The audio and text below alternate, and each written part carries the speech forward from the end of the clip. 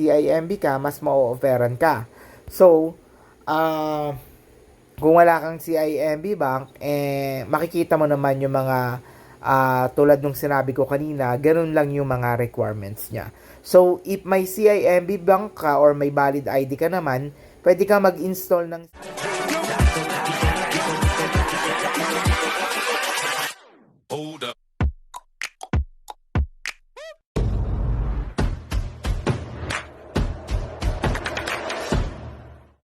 Siyempre, bago tayo makautang sa GCash, kailangan ay meron tayong verified GCash. Kasi kung wala tayong verified GCash account, hindi tayo makaka-loan.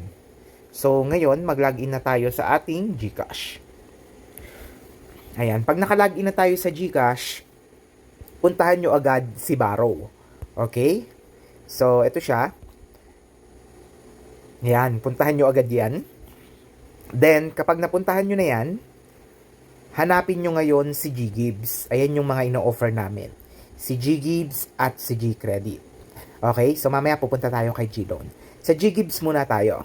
Si GGibbs, pag pinindot nyo na ganito yung itsura, ayan. So, loading siya. Then, ayan. Pag ganyan yung itsura, ibig sabihin, wala pang offer si GGibbs na loan sa'yo.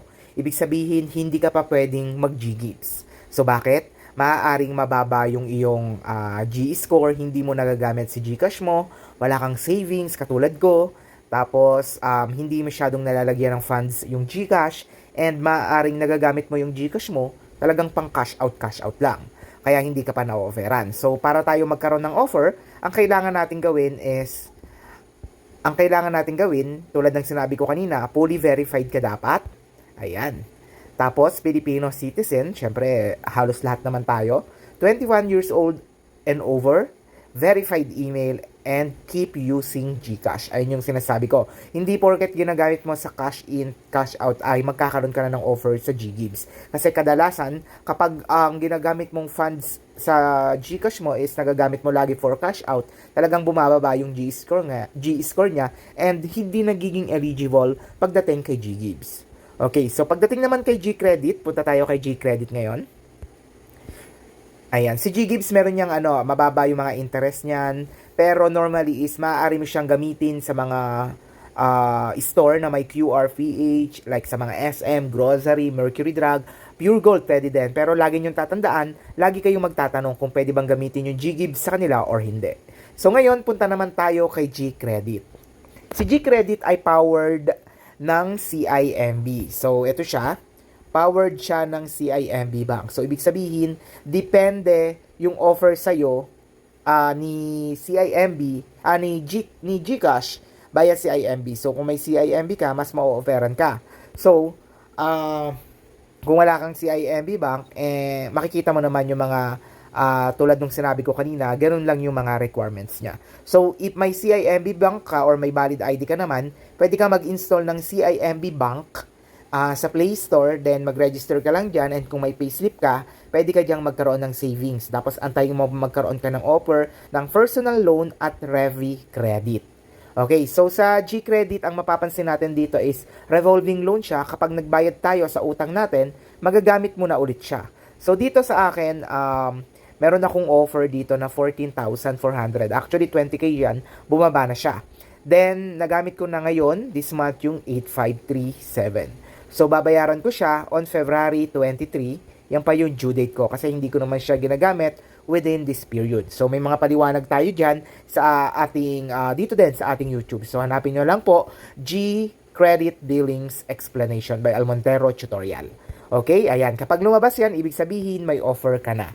So, next, ito yung sinasabi ko sa inyo, si GLoan sa Borrow, ayan. Si GLoan, isa rin itong magandang ino-offer ni GCash. Ayan, may mukha pala ako. Si GLoan, isa rin to sa ino-offer ni GCash. Alisin na natin yung mukha natin. Si GLoan, isa rin siya sa ino-offer ni GCash. Ayan yan.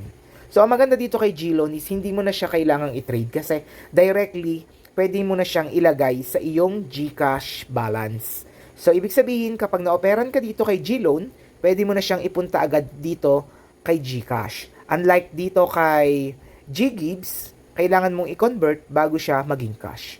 Convert bago siya maging cash. So, ibig sabihin, kailangan nyo kami kapag ang offer sa inyo ay kay Gigi. So, itong borrow load naman, itong borrow load hindi naman ito masyadong magamit. So, madalang lang yung magamit natin, ano? Kasi normally may mga internet na tayo sa bahay. Okay, so ang itsura ng G-Loan, katulad nung sa akin, so tulad ng sinabi ko kanina, wala pa din akong offer na G-Loan. So, pipindutin natin, ganito yung magiging itsura niyan. Ayan, thanks for checking out G-Loan. Ibig sabihin, wala pa akong offer sa G-Loan. Kapag nagkaroon ka ng offer, ang gagawin dyan, same as sa G-Gives, magpipill out ka lang ng form, then parang kailangan ng kumbaga tawag dito referral, or in case of emergency pipill outan mo lang yan, then ayan, pwede ka nang maka-loan. So antayin mo lang, doon ka lang pupunta sa sinasabi ko sa iyong borrow. Ayan, ganun lang makautang sa GCash. Ito sa borrow, ayan, diyan ka lang pwedeng mangutang. So, tandaan nyo, dito nakikita yung ating G-score sa profile. Punta tayo dito sa profile. Tapos, after nyan, punta tayo sa ating G-score. Ayan. Ayan, G-score.